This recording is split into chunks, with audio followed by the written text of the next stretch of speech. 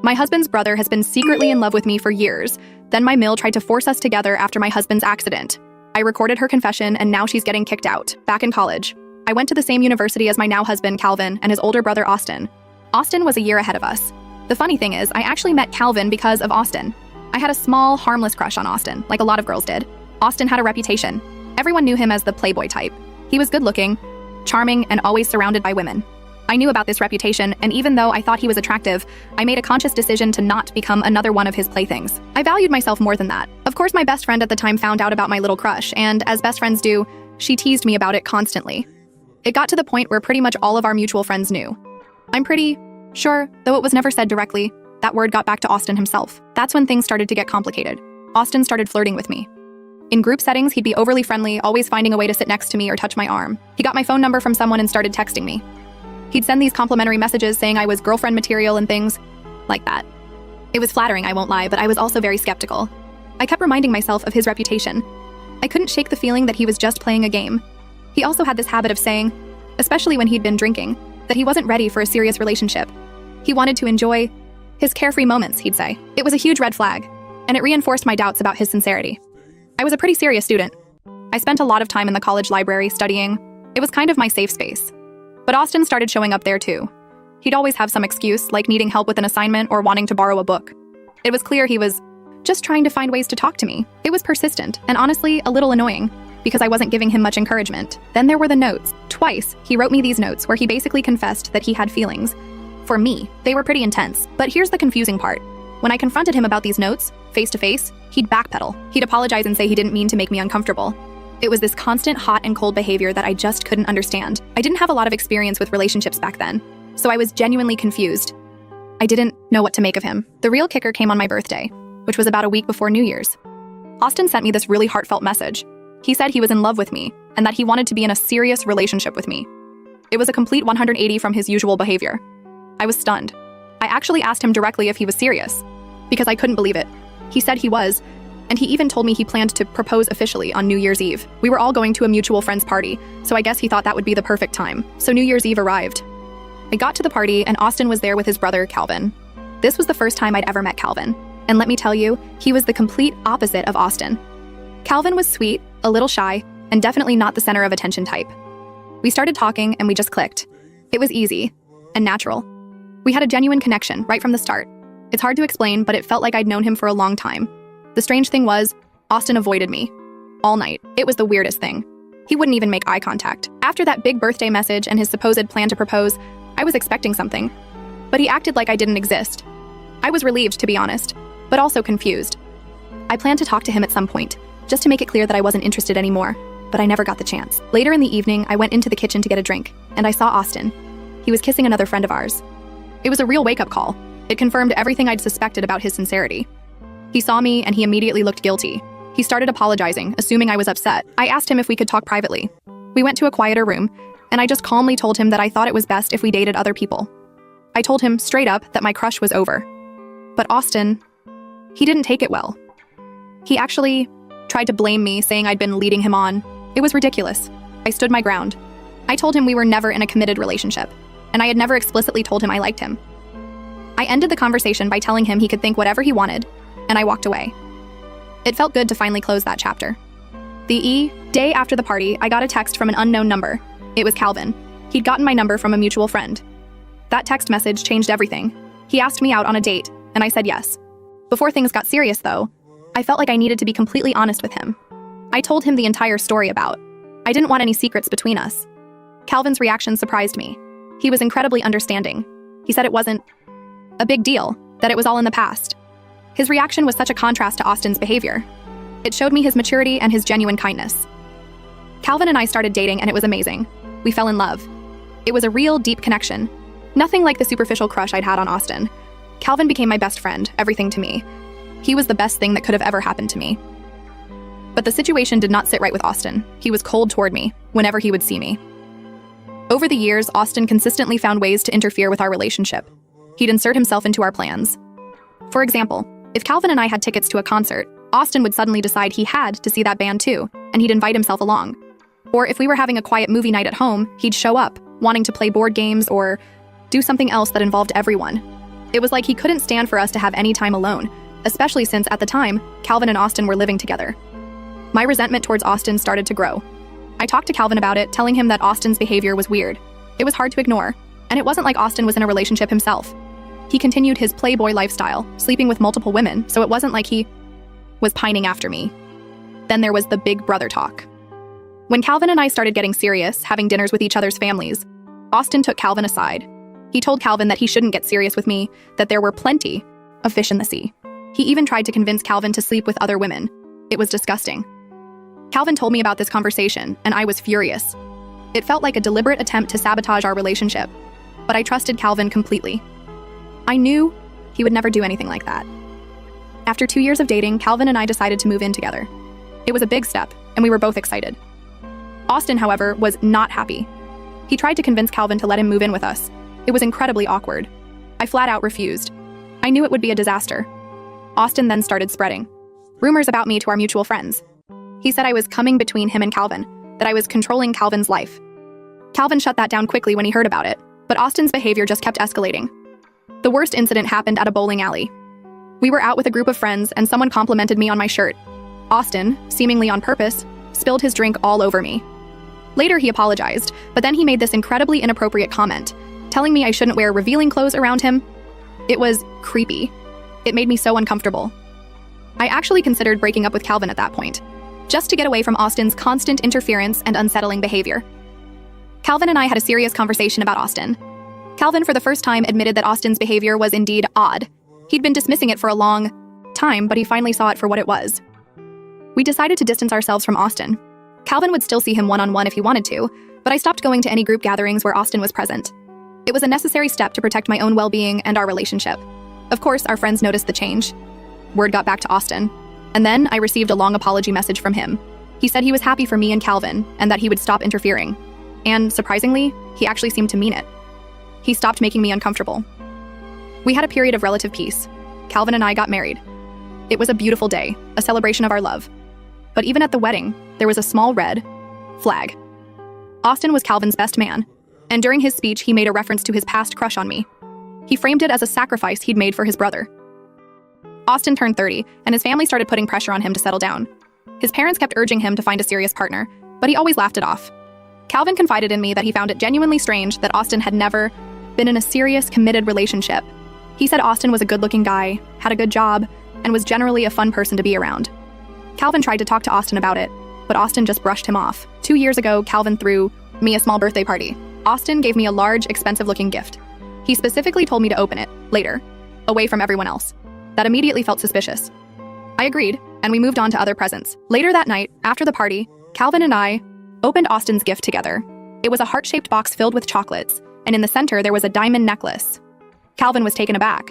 He said it was a really inappropriate gift, something you'd give to a romantic partner, not your brother's wife. He tried to rationalize it, saying maybe Austin was just clueless about gifts because he'd never been in a serious relationship. But I could see the concern in his eyes. I put the necklace away in a drawer, trying to forget about it. About a year later, I was cleaning out my drawers and found the necklace again.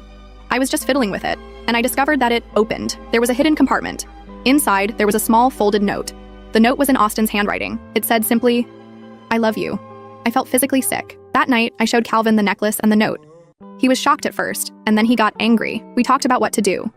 We knew this could cause a major rift in the family, but we couldn't ignore it. We decided to call his parents. They were shocked too. His dad was livid, but his mother tried to defend him. His father shut it down immediately, telling her no matter what, that it was inappropriate. Calvin made the decision to confront his brother. His dad agreed. The next day, we invited Austin to lunch.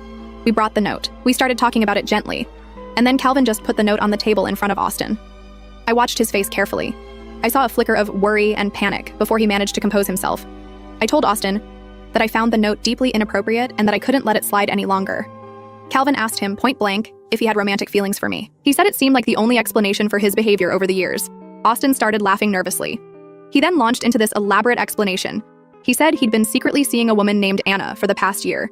He claimed he'd bought 2 similar necklaces, one for Anna and one for me, as a birthday gift. He said the note was meant for Anna, and he had no idea how it had ended up in the necklace he'd given to me. He denied having any romantic feelings for me whatsoever. Calvin and I were speechless. It was such an unexpected explanation. It sounded crazy, but it was also kind of believable. It was the sort of bizarre mix-up that could happen. Calvin, still skeptical, asked him more about this Anna. Austin gave us details, and then he showed us pictures of himself with her. She was beautiful, and Austin genuinely looked happy in the photos. It lent credibility to his story. I felt a wave of relief. Austin's explanation and the photos made sense. I was happy for him that he'd found someone. Austin apologized profusely and sincerely for the confusion. He promised to be more careful in the future. We all had a good laugh about it, the tension completely gone. We agreed never to speak of it again. It was a closed chapter, a weird misunderstanding. Austin eventually married Anna. She seemed perfect for him. They both loved adventure and seemed genuinely happy, but it didn't last. This year, Austin was caught cheating on Anna. He'd been communicating with multiple women on dating apps. It turned out Anna was also cheating, having an affair with a coworker. They decided to get a divorce, admitting they weren't compatible. Austin moved back in with his parents. He's been living there for the past 2 months. He also lost his job because of his depression after the divorce. He spends his days in his room playing video games. Calvin has tried to intervene, encouraging him to find a new job, but it hasn't worked. Whenever Calvin and I visit his parents, Austin is always there, and he started paying excessive attention to me again. He'd get uncomfortably close when he talked to me. At first, I didn't really register it. I thought maybe it was just because he was depressed. But then there was this incident with a video game. Austin was teaching Calvin and me how to play one of his games. Calvin got an important work call and had to step away. Austin was showing me how to use the controller, and he sat very close to me. He put his hand over mine on the controller, supposedly to guide me, but his hand lingered there for much longer than necessary. It made me incredibly uncomfortable. I immediately got up and went to find Calvin. I asked him to take me home. He could tell something was wrong. On the drive home, I told him about Austin's hand-holding and how uncomfortable it made me. Calvin was furious. He wanted to confront Austin right then and there, but I convinced him not to. I was worried that if we confronted Austin while he was living with his parents, he might get kicked out, making the situation even more awkward. I was also afraid that my mother-in-law wouldn't believe me and would accuse me of causing trouble. I made a decision, though. I would never let my guard down around Austin again, and I would never be alone with him. Then, the unthinkable happened. Calvin was in a serious car accident. A truck hit his car from behind while changing lanes. It was terrifying. When I got the call from the hospital, I thought I might lose him. His parents, mother-in-law, father-in-law, and Austin were informed, and they all rushed to the hospital. They were genuinely concerned, which I appreciated. Austin, surprisingly, was very supportive, constantly checking in and offering to help. My own parents, worried sick, flew in to be with me. Calvin started to recover, but it was a slow process. At first, he was only allowed one visitor at a time. I visited him every day. I'd read to him, play his favorite music, anything to comfort him. I was so incredibly grateful that he was alive and fighting to get better. His parents visited regularly too. But a disturbing pattern emerged whenever Austin came with them. Instead of focusing on Calvin, Austin would direct most of his attention to me. He'd hug me a lot, touch my cheeks, and tell me to remain strong. He'd say things like, if anything were to happen to Calvin, he'd be there for me. It was so inappropriate and uncomfortable. I actively tried to distance myself from him, but it was difficult in the close confines of the hospital room. His mother would also encourage it, constantly mentioning how I shouldn't be alone. During one visit, Calvin, trying to lighten the mood, made a joke. He said that if anything were to happen to him, I could always be with his brothers since they all looked so similar. It was a terrible joke, and it hit me hard. I just went silent. Calvin immediately realized he'd messed up and apologized. But I broke down. Calvin leaned forward, despite his injuries, to comfort me. He was so concerned. I finally told him everything. I said I could never be with Austin because I didn't love him, and I never had, beyond that initial silly crush. I told him how frustrated I was that people didn't seem to take my feelings seriously. I confessed my long-held suspicion that Austin had never gotten over me and that he still had romantic feelings. I told him about Austin's inappropriate behavior during the hospital visits, the touching, the comments, and I also told him that I believed my mother-in-law was aware of Austin's feelings and was actively enabling his behavior, turning a blind eye to it all. Calvin apologized, sincerely. He realized how much I'd been holding in, how much of a burden I'd been carrying. He admitted that he too had long suspected that Austin had feelings for me, but he'd given his brother the benefit of the doubt for far too long. It was a huge relief to finally be on the same page. After a moment, Calvin came up with a plan. He said we needed to expose both Austin and his mother, and we needed concrete proof. The plan was for me to call my mother-in-law and ask for financial help with the medical bills. The idea was this. If she genuinely cared about both her sons equally, she'd offer to help without hesitation. But if she hesitated, made excuses, or attached conditions to her help, it would strongly suggest she was aware of an underlying. I agreed to the plan. The next day, I met my mother-in-law in the hospital cafeteria. I started by talking about how expensive the medical bills were, how worried I was about the financial strain. To my surprise, she immediately and unconditionally offered to pay the bills. I felt a moment of relief. Maybe I'd been wrong about her. But then she dropped the other shoe. She said that I should move in with her and her husband and Austin until Calvin fully recovered. She said I shouldn't be alone in an empty house during such a vulnerable time. And then she added, crucially, that Austin was lonely and missed his brother, implying that I could provide him with company. I felt sick to my stomach. The implications of her words were clear and disgusting. She wasn't just offering help.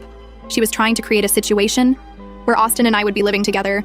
She, seemingly oblivious to how inappropriate her suggestion was, went on to further suggest that Austin and I could possibly work on a friendship and how we are similar. She followed up with proposing I could get with him until Calvin got better. I got up from my seat. I thanked her for her honesty and then revealed that I'd been recording the entire conversation on my phone. I told her I was going to share the recording with Calvin, that her plan was exposed. Her face went white. She started to panic, trying to backtrack. I accused her of knowing about Austin's feelings and actively encouraging them. She tried to calm me down, saying that falling in love is not a crime. She tried to justify her actions by saying she knows when her sons are in love and that Austin rightfully deserved me because he loved me first. It was an incredibly entitled and delusional thing to say. I told her I would let her husband know of this and have Austin kicked out. I walked away. I refused to engage with her any further. I was disgusted and heartbroken. I had the proof I needed. I was really anxious and scared to share this with Calvin, though. Update 1. Hey Reddit, thanks for all the comments and support. It's been helpful to read your perspectives while I'm here at the hospital with Calvin. It's given me some strength to deal with all of this once he's out and safely home. I'm going to follow his lead on whatever he wants to do, but I'm definitely going to be open and honest with him about everything. I wanted to address a few things that came up in the comments. Some people suggested that I might have encouraged Austin's feelings in some way. I want to be clear, I did not. My initial crush on Austin was a typical fleeting college thing. When I realized he wasn't my type and that he was playing games, I respectfully told him I wasn't interested. Yes, I ended up falling in love with his brother, which I know isn't ideal, but it happened. I shouldn't be blamed for that. Calvin is the man I married, the man I've remained loyal to, and the man I hope to have a family with. I love him deeply. There's no part of me that has ever wanted to be with Austin, beyond that initial superficial attraction. Also, some people asked about the financial situation. We never actually needed help with the medical bills. We both have good jobs and good health insurance. Asking for financial help was a plan to test my mother-in-law's reaction, to see what she would say and do. She fell for it completely, revealing what I'd long suspected, that she knew about Austin's feelings and was somehow okay with them, even encouraging them. I'm utterly disgusted by her thoughts and actions. I can never feel safe around her again. I realize now that she's always favored Austin, and she's been inappropriately encouraging his behavior for years. Update 2. Hi everyone, another update. It's been about a month and a half since my original post. Calvin is finally home from the hospital. He's almost completely recovered, which is amazing. I finally told Calvin everything about the conversation with his mother, including the recording. I waited until he was home and settled because I didn't want to stress him out while he was still recovering. His initial reaction was laughter. He thought the whole situation, his mother's plan, was so absurd that it was almost comical. But then, I played him the recording. His laughter stopped. He was in pain, disbelief. He couldn't believe his own mother would say those things, would try to do something like that. He asked me why I hadn't told him sooner, and I explained that I was worried about his health. He understood. He agreed that we needed to confront his father about it. He was disgusted with his mother's behavior, and he was deeply disappointed in Austin. I was so relieved that he felt the same way I did, that we were on the same page. We decided to talk to his father-in-law, the next day. I was nervous about it, to be honest. This whole situation is so emotionally charged. Update 3. In just 1 week, our lives and the lives of my mother-in-law and Austin have been completely turned upside down. Calvin spoke to his father about everything. His father's first reaction was to apologize to me. He said he considered me as much his daughter as Calvin was his son, and I should never have hesitated to come to him with my concerns. He apologized on behalf of Austin and promised that Austin would never bother me again. He was so supportive and understanding. It meant the world to me. After the phone call with Calvin, my father-in-law immediately confronted Austin, who was still hiding in his room. He screamed at Austin. My father-in-law is a big guy, 6'2", and an Army vet, so I can only imagine how intimidating that must have been. He ordered Austin to leave the house. He basically disowned him for his actions. My mother-in-law tried to intervene, to defend Austin as usual. But my father-in-law delivered a scathing rebuke to his wife. He told her he was ashamed and disgusted by her outrageous plan and her enabling of Austin's behavior. He accused her of failing as a mother by allowing Austin to become such a pervert. It was harsh, but honestly, I think it was justified. He didn't stop there. He told my mother-in-law that she had to leave the house with Austin. Both mother and son are now effectively homeless. They're living in a motel, both. Austin and my mother-in-law have sent me multiple messages over the past few days. They're blaming me for the fallout with my father-in-law, accusing me of breaking up the family. My mother-in-law has been desperately trying to reach out to my father-in-law, begging for reconciliation. He's given her an ultimatum. She has to go to therapy to understand why she thought it was acceptable to encourage her son to pursue his brother's wife. Only if she goes to therapy and shows genuine remorse will he even consider letting her back into his house. Austin called Calvin, begging for forgiveness. But Calvin expressed his profound disappointment in Austin. He told him he was ashamed to have him as a brother. He warned Austin that he must never contact me again, or we would pursue legal action for harassment. The news of all this has spread throughout the extended family. Some relatives are shocked, but others have said that there had always been an underlying favoritism towards Austin from my mother-in-law. Calvin's extended family has been incredibly supportive of us. Everyone agrees that my mother-in-law's actions were incredibly inappropriate and weird. She's currently being shunned and taunted by the extended family. I also told my own parents everything. They were equally weirded out and disgusted by the situation. I just want to move on from this. I want to live a peaceful life with my husband. I'm grateful for my father-in-law's support, that he believed us. I truly believe that cutting ties with my mother-in-law in Austin is the right decision for our well-being and our future. All I want is to continue living my wonderful life with my sweet husband by my side.